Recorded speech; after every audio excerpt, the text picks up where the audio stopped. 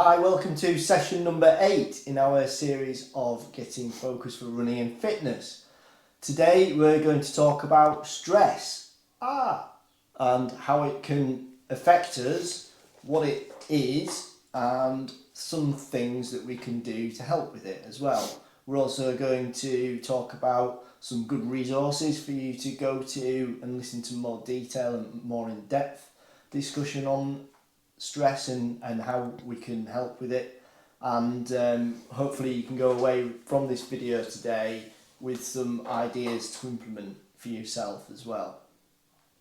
Okay, so the first part I think, Kim, is to talk about what it actually is. Stress. And how it can come out as well. Yeah, so basically we're a very sophisticated species, but parts of us are not and haven't really evolved since we became what we became, since we became human, however many millions of years ago. So we've got certain parts of our brain that are really sophisticated and really intelligent and reasoned, and we can work on them. Certain parts of our brain are still really primitive. So the part that causes stress usually is the amygdala, which is the kind of emotional response center of your brain. So that's the same thing that a monkey has. It's exactly the same thing that we have. So what happens when something dangerous happens, we perceive that in a certain way. So this evolved to make us safe in a very dangerous world. So we were maybe being hunted by predators, and this response happened so that our heart rate could go up, so that we could run really fast, so that maybe if there was danger we could move really heavy objects, and it's a positive response for that situation. It's not a positive response now, because generally speaking we don't have saber-toothed tigers trying to eat us, and don't always have really dangerous situations that are threatening our lives in that way. So we've still got this little part of our brain that behaves as if those things are going to happen. So when we get anxious about something or stressed about something, say work, races being cancelled, what's going on in the world at any given moment, politics, it induces that same response of a really heightened fear. Sometimes fear, sometimes anger. So the three responses that we tend to get are fight, freeze, or flight. And it doesn't have to be a big stress as well. Yeah. It can be lots of little things adding up over the course of the day, and just from having a not very good routine in the morning to by the time you get to lunchtime, you can have already accumulated lots of little bits of stress. So it's important, I think, to remember that it doesn't have to be a big thing, but it can be lots of things adding up that still causes the same kind of reaction in our bodies and ourselves and our behaviour as well. That's almost worse in a way, isn't it? Because it's imperceptible. So things like smartphones are brilliant, but they're awful for so many reasons.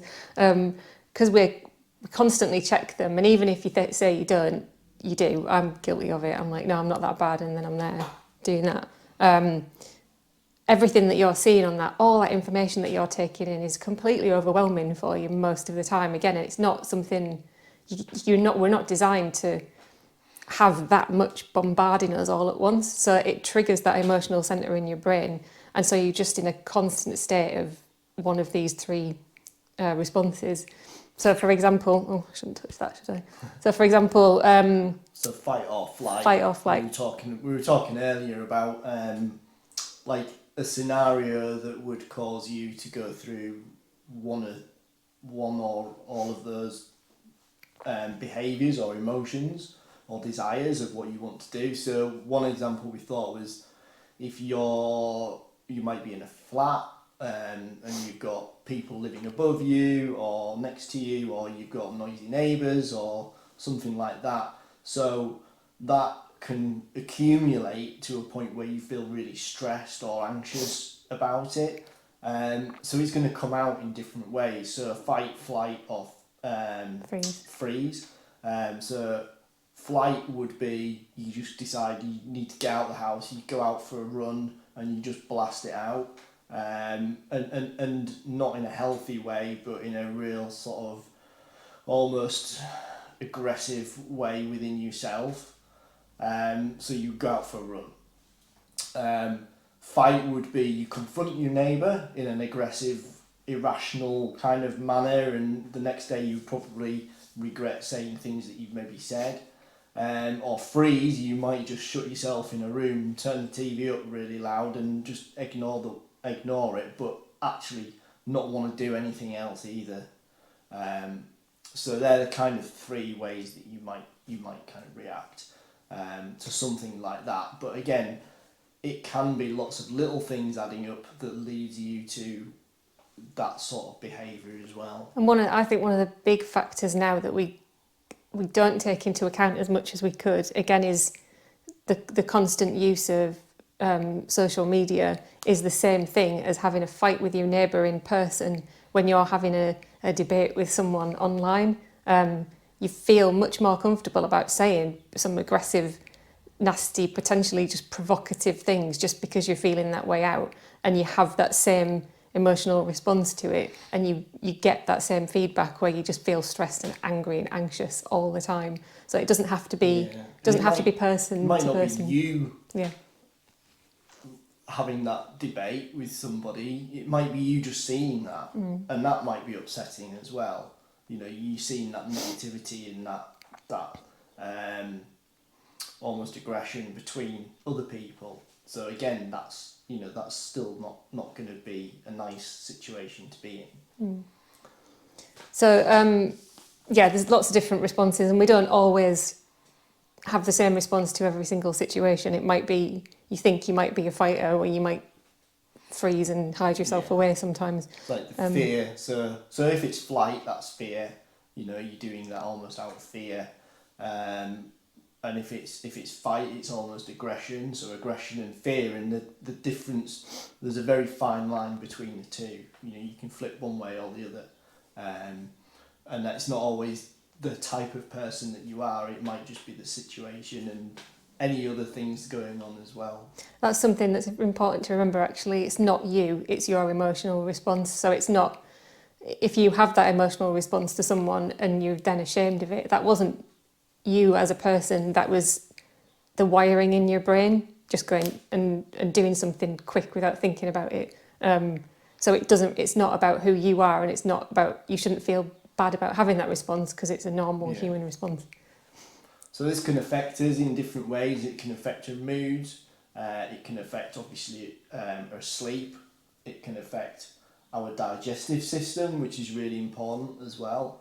And it can also affect generally just how close to the edge of snapping we might be. So it comes out in lots of different ways that aren't always obvious that it's stress that you're coming out.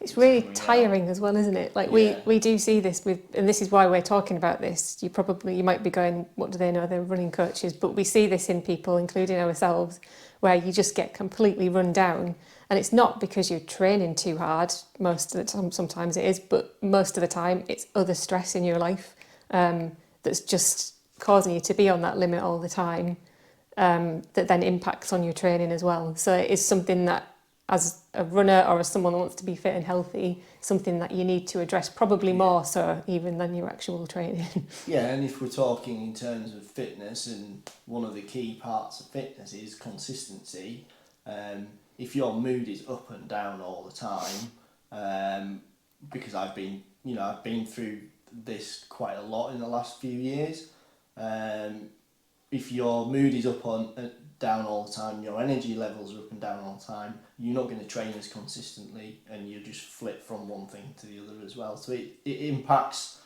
training in different ways as well, but it's that overall health and that capacity to do other things that it can impact. And I would probably say, for me personally, this has impacted me more than the nutrition side of things would do. It impacts me more than the amount of training that I do as well. It's just how I deal with the stress and those feelings.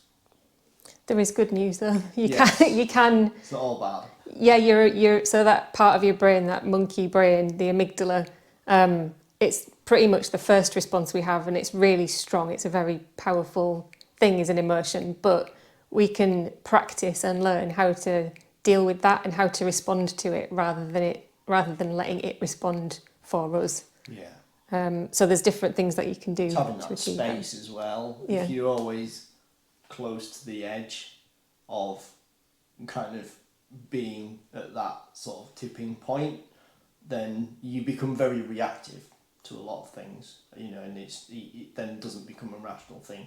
Whereas if you can bring it back a little bit and not be so living as close to the edge of spilling over, if you like, then you've got a little bit more capacity to deal with things as and when they happen as well, and feel a little bit more comfortable. So some of the things we're just going to touch on to help with that, I think are quite useful, and we're talking about things that are relatively easy to do with a little bit of discipline. We're not talking about radical changes in your life. These are subtle things that we can do to help. Shall I do one? You do some, yeah. So at the moment, again, you might have picked up on it, I think looking at your smartphone all the time is not a healthy thing to do, particularly now. So you have to ask yourself, how much do you need to know on a minute-to-minute basis, on an hour-to-hour basis? How much do you actually need to know? How much is that helping you deal with whatever's going on? And that doesn't just mean now, that's any time. So one really easy thing to do is set yourself some rules about when you look at your phone. And don't just put it down next to you and try and ignore it. If it's there, you're going to check it. So leave it in another room, leave it upstairs while you're downstairs in the kitchen, and do it at the same time every day. You don't need to look at your phone past a certain time in an evening, because other than the stress thing, it interrupts your sleep pattern as well. You're not going to get healthy sleep if you look at your phone for an hour at 8 o'clock, 9 o'clock at night. So put a limit on it. Whenever you go to bed, make sure you don't look at your phone for a couple of hours before you go to bed, and put it in another room. I just think back to what things used to be Yeah. like before we had before we had the smartphones, and I know it's kind of thinking backwards a little bit, but yeah, we used to manage fine, not looking at our phones as often before they came around, so I'm sure we'll survive. Yeah. Yeah, so it's a nice thing to do, or just say like, on Sunday I'm going to limit my time on the phone or something like that. Yeah, I think that's a good one. Yeah, it's a useful one. Certainly something I think we could all do a little bit better. So I think some of the other things that they get talked about, and sometimes they get maybe misunderstood, but how people talk about meditation and mindfulness, and I think mindfulness can come across sometimes as something that you do to get into a meditative state kind of thing, and people maybe shy away from it. But for me, I wouldn't necessarily use the term mindfulness, but some of the things that we do does take you into that. So I guess mindfulness for me is just doing something and not really thinking about loads of other stuff while you're doing it.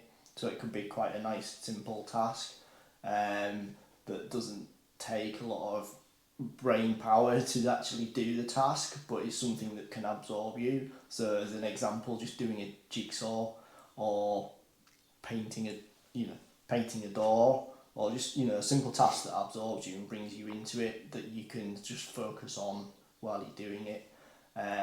If you listen to, I really like listening to and watching some of the All or Nothing documentaries where they follow NFL football teams around, and if you listen to some of the language that they use when they're working with the players, then it is, you could interpret that as sort of mindfulness and things like that, but they don't say that in that way to those people. They just say focus on what you're doing at that point in time. Don't worry about the rest of the match, don't worry about what other people are doing. All you've got to do is do your job or your task at the time. Kind of the opposite of what we've been told we have to do to be productive, isn't it? In work and everything, you're expected often, or you feel like you're expected to juggle a lot of plates and to do a lot of things at once. I know as a teacher, you were always thinking about something else while you were doing what you were doing, while you're planning something else. And you're productive to a point, but you're not producing necessarily the quality that you want to produce. So multitasking's it's not a real thing. It doesn't exist. No one's brain can physically do more than one thing at once well. So if you think you're a good multitasker, you're not. You're just getting by with 2 different or 3 different tasks, and you'll feel it. It's stressful to do 2 or 3 things at once. So being mindful is just focusing on one thing at a time with purpose, putting it to bed, and then moving on to the next thing when you've done it. And that translates really well into training. You know, one of the key things when you've got possibly more time to train, and maybe one of the things between an elite athlete and somebody who is trying to fit training in around a full-time job, is that an elite athlete can actually be a bit more present in their training, because they aren't thinking about, oh, I do this, I need to go and pick the kids up from school, and then I need to get dinner ready and do this and do that and do this. They're actually focused purely on that session or that bit of training that they're doing. And I think that is something that we can all do.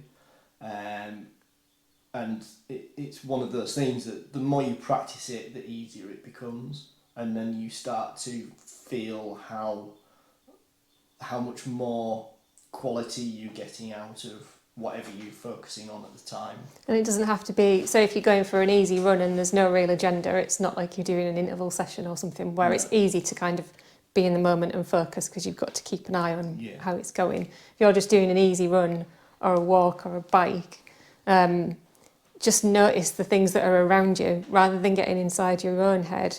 Look around you. I did a nice thing the other day that someone else gave me the idea for. I went on a scavenger hunt when I went for a run. So I was out for 2 hours and I was just noticing everything because I was trying to find things on my little list. And I didn't think about anything else while I was doing it because I was involved in the task. But it wasn't a task that was hard or stressful or making me upset because I didn't have to do it. I was choosing to do it and it was just a bit of fun. So noticing what's going on around you is a really nice way of being mindful and in that present moment without having to turn your brain off, which you don't need to just do. Something like trying to see how many different shades of green you can see or how many different sounds you can hear at the time. Just things like that kind of bring you back to, you know, what you're doing at that point in time. So anything else that we can do? Breathing is important, isn't it? It's something that we don't do well on the whole. We tend to, if you're tense and you're holding yourself, so without noticing it, if you're stressed, you will create tension in your jaw and your neck. That'll translate down into your shoulders, which then translates down into the rest of your body, which makes breathing really shallow.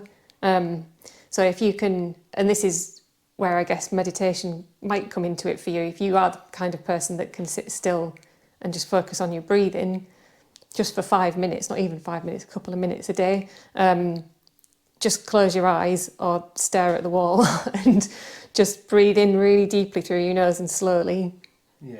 Imagine you sending it down to your stomach and then inflate your stomach as you do it. So when you breathe deeply, your stomach shouldn't be going in, it should be going out. And then when you deflate like a balloon, it should be going in as it comes out of your mouth. So practice doing that slowly rather than thinking about deep breathing. Think about breathing in slowly. So maybe count to 4 or 5 as you breathe in. Make sure your belly's going out. Hold it for a few seconds and then breathe out really slowly again for maybe 5 or 6. And it will, that calms you down and that brings you a sense of calm and peace. And that can alleviate stress in the moment because it's forcing your heart rate to slow down. It's forcing your breath to get more deliberate.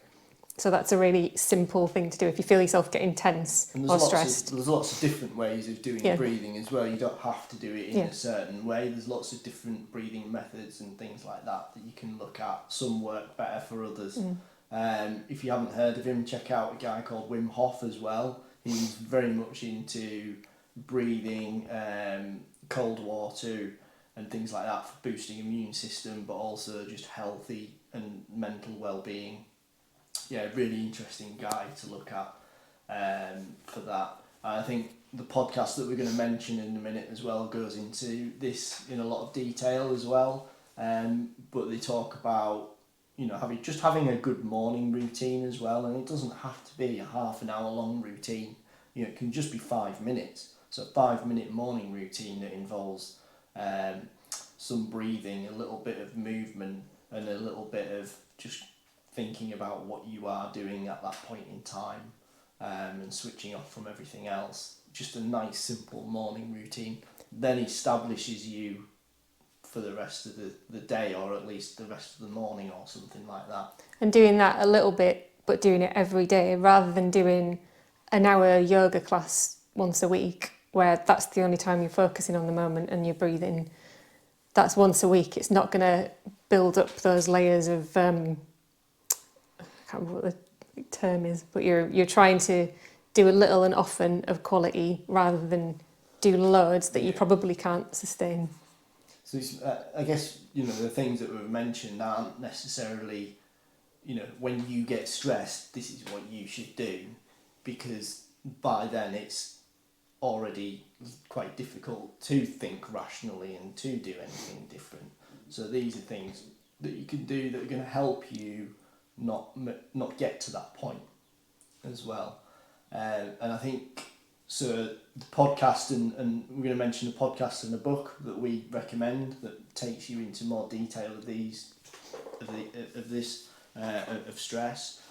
So the podcast, I listened to one yesterday. To be honest, I don't listen to many podcasts. I'm quite selective, and I have to get quite stuck into one or be really interested in a person to listen to it. And the one I listened to yesterday was really, really good. It was by Rangan Chatterjee, and it was a Ritual podcast. And so he is well known for a TV series. It was Doctor in the House. Doctor in the House. So it's really well known for that as well. He has his own podcast, but the one that I listened to in particular was the interview we did with Rich Roll. It was episode number 486. I'll put the link in the notes for this video. But that was a 2.5 hour long podcast, and I was completely absorbed into that while I was clearing out my shed yesterday afternoon. It was a really, really good one, and it goes into all of this in a lot of detail. And there were so many like aha moments, like the penny dropping, going, oh yeah, that makes so much sense. That I thought it was a really good one for people to listen to if you can. And the book is Peak Performance by Brad Stulberg and Steve Magnus. So this is a book that it's not just for sports people, but it is a really good one to read if you're interested in training. But it talks about, the bulk of it talks about how to be successful without getting yourself too stressed, too burned out and too tired. So the whole first third is entitled The Growth Equation, and it's all about stress plus rest equals success. So it's about stressing yourself in the right way, or maybe reframing the way you look at the word stress in terms of being a healthy, happy person, but also balancing that with rest as well. So it's not necessarily stress as in, oh, I feel stressed all the time, but it's really interesting to think about how you think about stress, and think about how it actually can be quite a good thing in some situations to help you grow. Yeah, we can't avoid it. No. We're gonna get it, and we need it in some form. we need it in some ways, and it is a part of training as well. You know, you need to stress your body so that you can then adapt and get stronger and develop. And I think it's worth, you know, it is something that we should say, is that, you know, obviously this is a huge subject. Mental health is a huge subject. It's something that I've worked with different professional people with over the last few years, so I just do understand more of it now, you know, than I ever used to do, and I understand how it affects people in different ways. And there are people, you know, that I know and that are out there that you know do suffer with more serious issues. So what we're trying to do today is just give you some helpful things that you can go away and work on. But if you are really struggling, then don't feel that it's something that you can't get help with or you can't work on. And it's really hard when you're in that moment, because you're in this very reactive state. But yeah, please don't be afraid to reach out, to anybody. I'm always open to people getting in touch. And I can talk about things that I did. Likewise, there's so many different places that you can go for help. So, it's an important subject, and yeah, please don't feel that you can't work on it. On that note, I think, we'd just like to thank everybody for watching, and we're really pleased with the responses that we've had with these videos so far. So we're looking forward to next week, where we're going to do some more. If you haven't already, then it'd be really great if you could subscribe to our video channel, and also please let other people know if you're listening to these shows and videos and exercise programs and you're really enjoying them. Then please let other people know. That'd be great. Thank you very much.